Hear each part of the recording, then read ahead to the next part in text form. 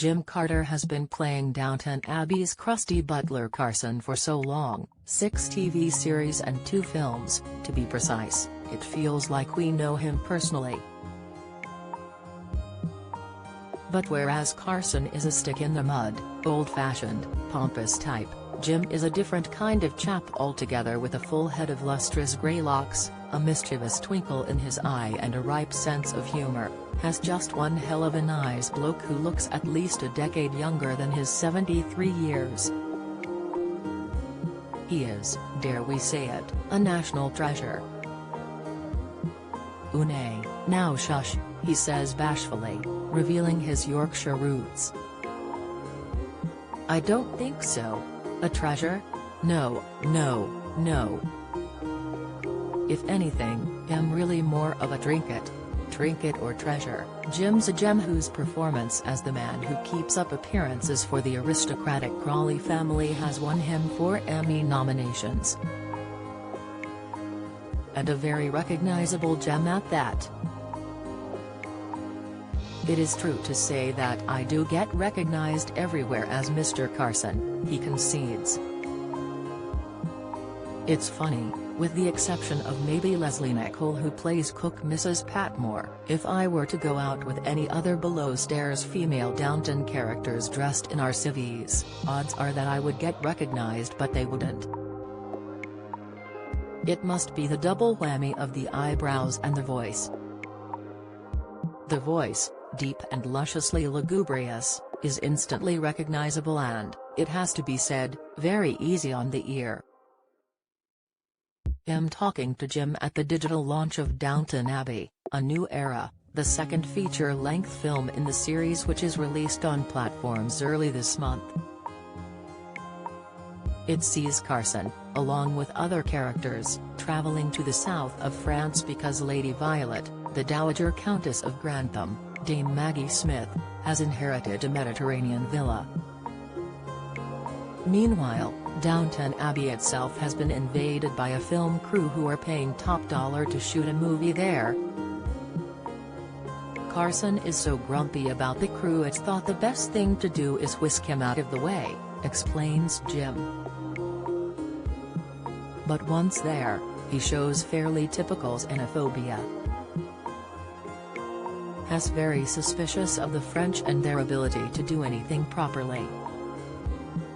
While Carson clearly wasn't partial to the Côte d'Azur, the same couldn't be said for Jim. "I mean, shoot me if I could say I was miserable filming in the south of France overlooking the Mediterranean," he smiles. "Sure, it was a little bit warm, but so what? I didn't mind that at all. It was bliss after all those months of lockdown. The south of France was a complete treat for us. It was touch and go till the last minute as to whether we'd be able to go due to the pandemic. Plan B was substituting the Riviera with Scotland. Now Scotland's stunning, but it's not the south of France. We were quite giddy when we finally arrived. We had to quarantine for a week, but we were staying at a hotel with a swimming pool. I had to make sure I didn't get a suntan, as obviously Carson wouldn't have had one. For those people who stayed behind filming in the UK, it was pouring rain in England. But for us it was a joy. Doubly so for Jim, as his real-life wife, Imelda Staunton, was there, too. She reappeared as Lady Maud Bagshaw, a relation of Lord Grantham who popped up in the first Downton film. Jim and Imelda didn't appear in the same scene in Downton Mark 1, but they have a cheeky little scene together, just the two of them, in the latest. Sweating buckets in his customary bowler, Carson reluctantly enters a hat shop to purchase a straw boater.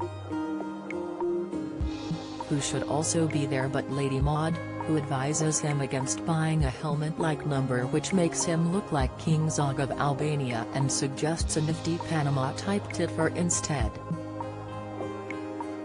She also insists on paying for it. That was great fun for us to do, Jim reveals. Especially as the shopkeeper thinks we're man and wife. We've acted together a few times over the years. In fact, it was through work that we met, in a production of Guys and Dolls at the National Theatre in 1982. They also appeared together in the Royal Shakespeare Company's production of The Wizard of Oz. Imelda was Dorothy and he was the Cowardly Lion. We haven't worked together hugely, though. It's nice to bring different projects home, plus we had our daughter, Bessie, to raise. I have to say, though, that it came as a bit of a shock when, 3 years ago, Imelda revealed she was going to be involved in the first Downton film. I remember her telling me that she'd just been sent a very interesting film script. "Ooh, anything nice?" I inquired. "Yes," she replied. "Downton Abbey." I said, "What? You're playing a servant, surely?" When she told me she was playing an aristocrat, well, I was furious. The eyes are twinkling and he's joshing, of course.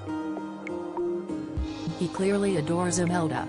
I can't help wondering if, as Lady Maud did for Carson, she has a say in what Jim wears in real life.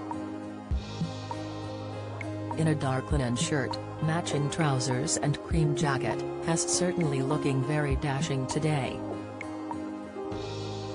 "Let's just say I'm not a shopper," he grimaces.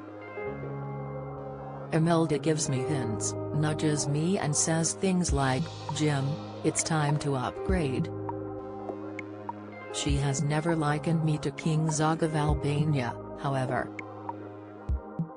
One of the few benefits of lockdown for me was not having to go clothes shopping. I didn't have to buy an item of clothing for 2 years and it was heaven. Downton Abbey, A New Era was a smash hit at the cinema and looks to be just as successful on streaming platforms and DVD. The obvious question is, will there be a third film? And would Jim be up for it? "We would all be, I think," he replies. People seem to like the film, so there would probably be a demand for it. It's not up to me, though. But what about, spoiler alert, the death of the Dowager Duchess, Lady Violet, played by Maggie Smith? How would that play out? What about it? Jim teases. Nobody sees her in a coffin, do they? Who knows what may happen? Jim recently finished filming Wonka, the prequel to Charlie and the Chocolate Factory starring Timothée Chalamet, earlier this year. What's next for him? "We're having a summer of fun," he declares. Imelda recently finished filming her first season of The Crown. She has taken over from Olivia Colman as the Queen, and doesn't start the second until September, so we're enjoying our garden. It was an overgrown mess when we bought our house in the 1990s. We learned on the job, from friends, books, visiting gardens, stealing ideas, trial and error. It's evolved as our lives have changed. We'll often sit and have a cup of tea in quiet contemplation. We've experienced the benefits of slowing down, listening to the plants grow and absorbing the goodness of the garden. Downton Abbey, A New Era was released on digital platforms this week. It is out on DVD/Blu-ray on August 15.